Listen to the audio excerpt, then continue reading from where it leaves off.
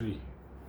नमस्कार, मैं ऋतु मुंजाल आप सभी के बीच में आज जो हाई कोर्ट में हमारी तारीख थी, यानी पेंशन बहाली के मुद्दे को लेकर जो मैटर्स लगे हुए थे, जैसा कि आप सबको जानकारी होगी कि वो मैटर्स हमारे करीब 5 मैटर थे जो डीटीसी के खिलाफ थे, जिसमें करीब 400 से 500 कर्मचारी ऑलरेडी इन्वॉल्व थे और हमारे 300 कर्मचारी जो कि डीटीसी की पेंशन के लिए परेशान हैं और जिनकी पेंशन अभी तक नहीं आ रही है। आज उनका मैटर हाई कोर्ट में लगा हुआ था और उसमें जो अगली तारीख सुनवाई की लगी है वो आपकी तारीख है 7 फरवरी 2024। और आप सबको ये जानकारी देना इसलिए भी ज़रूरी है कि कोर्ट में जितने भी डॉक्यूमेंट्स और दस्तावेज हमने लगाए हैं वो सारे अपडेट होने के लिए भी हमें समय मिल गया है, तो वो सारी चीज़ें हम कंप्लीट करके देंगे। आज जानकारी को आगे बढ़ाते हुए आप सबको समझाएं और बताएं कि उसमें जो डेट लगी है वो 7 फरवरी लगी है पेंशन वाले मैटर में, और कल जो मैटर है वो हमारा चिकित्सा सुविधाओं से लेकर है, यानी कि कैशलेस मेडिकल स्कीम से लेकर है। और उस कैशलेस मेडिकल स्कीम में जो आपको जैसा पता है, मैंने बताया था पहले भी कि हलफनामा देना है आप फाइनेंस सेक्रेटरी ने, और उन्होंने उसके लिए समय मांगा है, तो हो सकता है कल वाले मैटर में भी डेट लगती है। जैसी भी जानकारी हमें मिलेगी हम आपको देंगे। और हमारे सीनियर श्री एस पवार साहब जो हमें समय समय पर गाइड करते रहते हैं और जानकारी देते रहते हैं, उनको मैं चाहूँगी कि अपने शब्दों में समझा दें, क्योंकि लगातार मेरे पास जो डीटीसी कर्मचारियों के फ़ोन आ रहे हैं और बार बार कॉल कर रहे हैं, जबकि उनको बताया मैंने कि मैं अभी थोड़ी देर में बात करती हूँ, बताती हूँ। तो आप अभी थोड़ा सा वेट कर लें, आपको मैं जानकारी दे रही हूँ क्योंकि अभी वीडियो बन रही है। और सर दोस्तों, जैसा कि आप जानते हो, आज हाई कोर्ट में वो जस्टिस कामेश्वर राव और पूनम बांबा के यहाँ डीबी में मैटर लिस्टेड हुआ था, तो उनकी कुछ हो रही होगी, टाइम वगैरह का था जी। तो इसमें they did a very good thing that they had given ample time to file all this remaining documents, and जो हम चाह रहे थे वो मिल गया। And now the date is fix for 7th February 2024 at 3:30। और जैसा as you know that one more matter is listed for tomorrow, that is pertaining to cashless medical facility. Correct. So we'll appear for that also, and definitely in the due course of time we'll take care of that also. So you don't worry, you trust us. We are trying our level best to give you our best, and hopefully let's see if it is possible. Tomorrow also we'll get some date, so you don't bother about that. कि ये तो it's all going on due to their pendency of the work, and because even high court also and lower court, as you know, are heavily overloaded.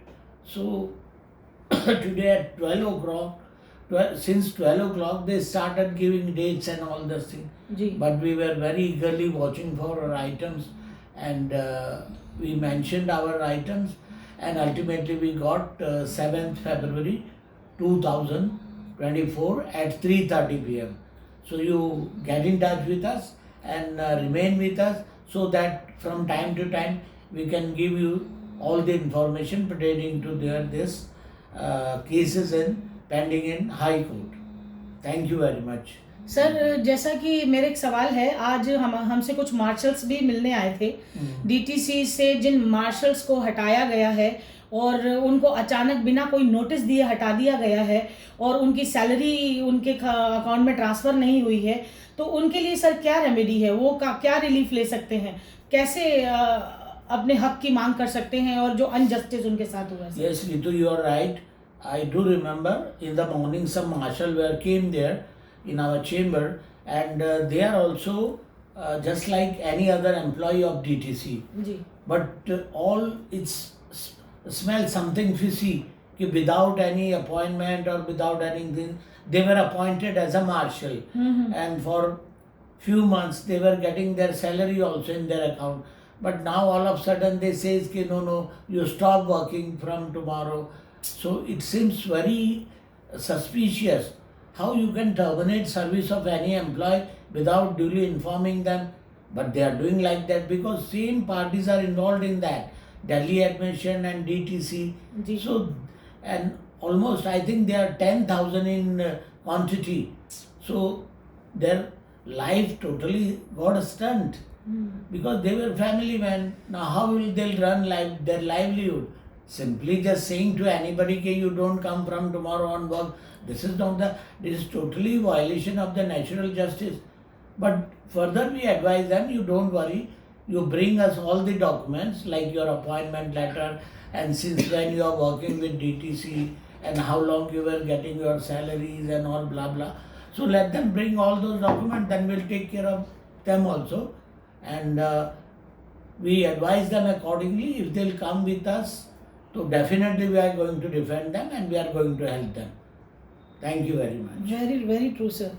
Sir, one more thing I want to ask you regarding these employees.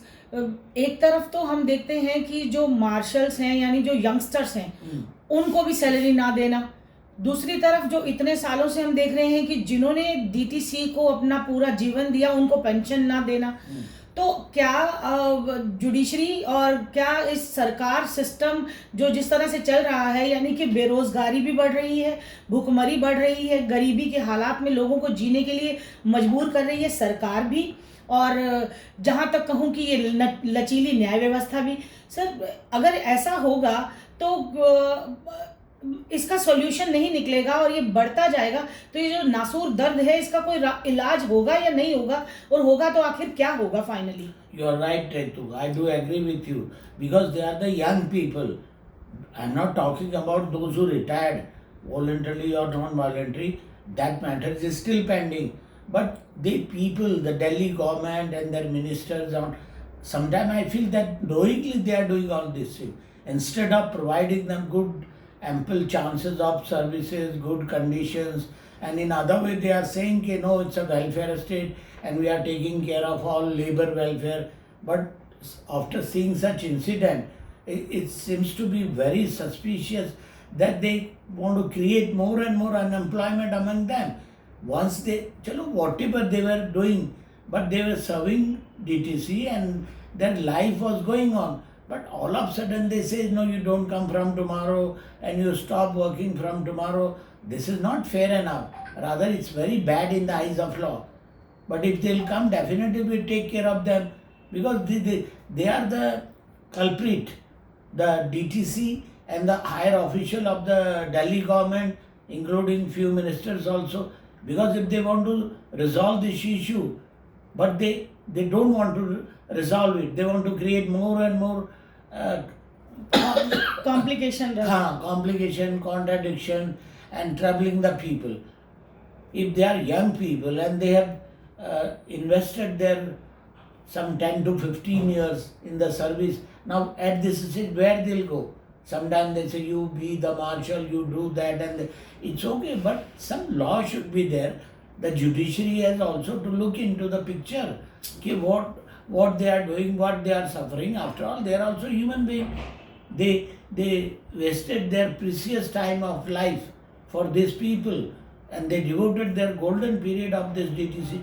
But I can't understand why the DTC employee and the ministers and Delhi government not realizing this thing. They have spent so much time for DTC and on their basis the DTC is surviving. But what the people are giving them? You don't work, you go. Instead of providing them something good, they are creating a very awkward situation which make them criminals and which make them to rather will compel them to go some mysterious circumstances. But anyway, if they'll come, definitely we are going to help them and we gave them assurance. Even Ritu also told them that you bring whatever document do you have and definitely we'll take care of you.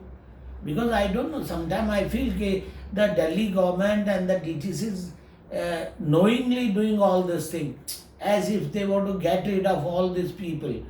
After all, they are also human beings, they are the citizen of this country, and once they do some work for you, they must be properly compensate. They must be provided all the facility like other citizens are getting. But I don't know what's wrong with these people. So if they'll come, definitely we are going to help them. जी जी, thank you जय sir, Hind, thank you. नमस्कार। आपने समझा इस बात को और सर ने कितने सुलझे हुए तरीके से बताया। परंतु मेरे सवाल में अभी भी एक चीज़ रह गई है और ये है कि वो जो लचीली न्याय व्यवस्था के बारे में मैं कह रही थी सर, कानूनी प्रक्रिया पर आज का जो मैटर था हमारा हाई कोर्ट में, जिसमें कि हम लोग पेश हुए थे और काफ़ी डीटीसी के रिटायर्ड एम्प्लॉयज़ और उनके बच्चों को मैंने ज्वाइन करने के लिए लिंक शेयर किया था, वो लोग भी पेश हुए थे। तो उन्होंने देखा होगा कि कोर्ट में 12 साढ़े 12 बजे तक जस्टिस कामेश्वर राव साहब ने और पूनम बांबा मैम ने सुना और उसके बाद उनकी अपनी मजबूरी, क्योंकि सुप्रीम कोर्ट के सीनियर जस्टिस साहब की मदर एक्सपायर हो गई तो उनको वहाँ जाना पड़ा और उन्होंने कोर्ट बीच में ही छोड़ के डेट्स लगानी शुरू कर दी।